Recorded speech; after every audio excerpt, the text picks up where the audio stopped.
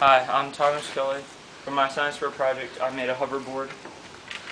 I went to Home Depot and got a board that is 5.5 feet long by 2.5 feet wide. This board is about 3/4 of an inch thick. So probably a little thicker than it should be, but it works. After I got this, I took a drill, a lot like this, and I put a bit in it that was circular that would allow me to cut a hole in the center of the board, about 3 inches from the back, to allow air to move through the board. After I did that, I sanded it out and then took a jigsaw and rounded off the corners with the jigsaw so that it would not cut the skirt. Then I sanded that. After that was done, I took a pipe, which is a metal pipe such like this right here. It's used in dryers. We were going to use a PVC pipe, but the pipe did not fit our leaf blower in diameter. So what we had to do was we used that, added duct tape to make a sealant. Then we attached it to the leaf blower, and once that was done, we took industrial Velcro. This way the engine was able to be taken off, on and off as we pleased. This held it down.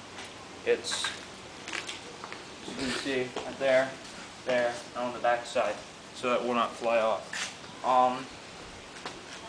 Once we were done with the engine and the top of the board, it was time to do the skirt.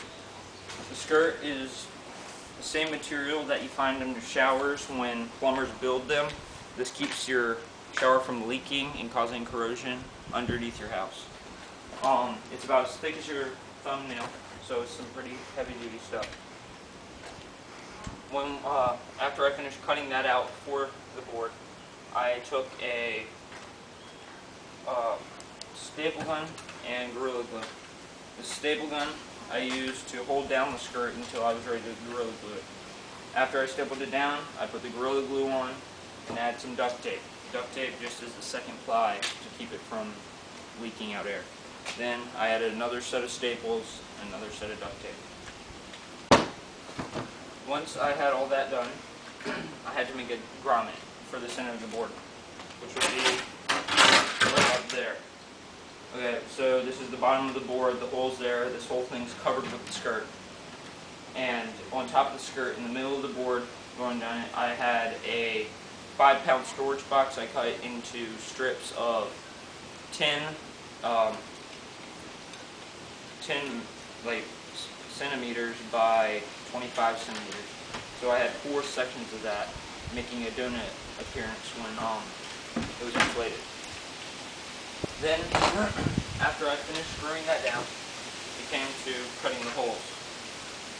To cut the holes, I use a fishing ice pick and a box cutter. This box cutter I found at a local Home Depot, and this you would probably have to go to a fishing tackle box store to find that. I use this to trace the holes of the board to have the air come out when it escaped through the skirt to get that hovering effect. Then after that was done, I sliced it with a box cutter.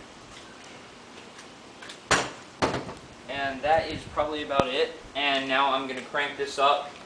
Stuart?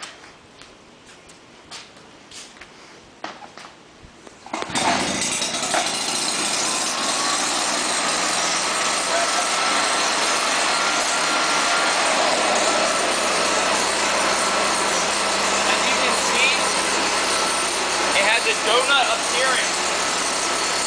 As the grommet is right here, it causes the pressure of the air to fill up in the skirt.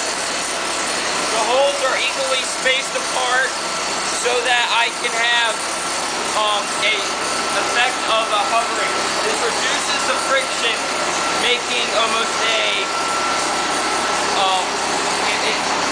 slides along the ground, but not perfectly, because there always will be that small amount of friction. As you can see, when I fire it up, it definitely slides.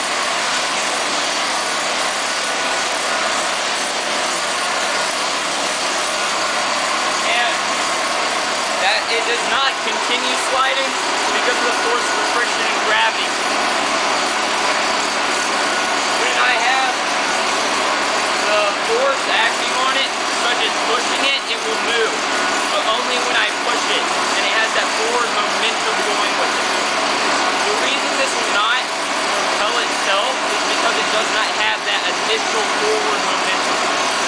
With that forward momentum, it will continue forever because there would be no effective friction on it. Now I'm going to bring it down to the hill and show you how this works.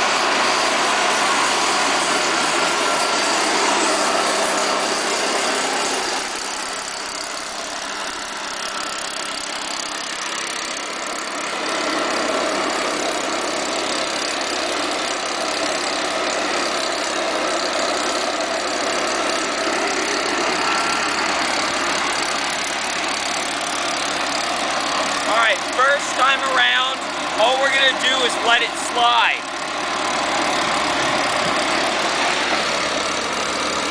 As you can see, there's no weight put on the board. Because of that, it will not keep sliding. But with the weight, you have to be careful where you place it, otherwise it will not move. And now I'm going to have my brother sit on the board, and we will see how far it goes.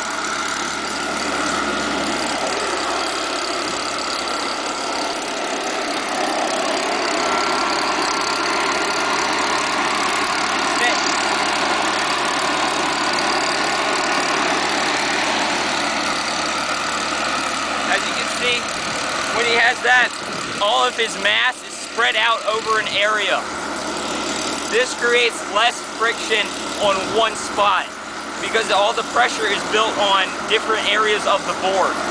Now we're going to try it standing up and we'll show you the difference.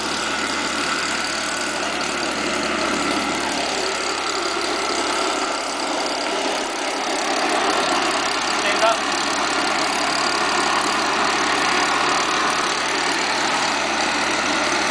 As you can see, because more weight is put on only 2 points instead of spread out, more weight is put on 2 points, making it dip in those 2 points, causing it to scrape against the ground. When he was sitting, it did not scrape because the pressure was equalized. We're going to try it sitting down one more time, and then we'll be done.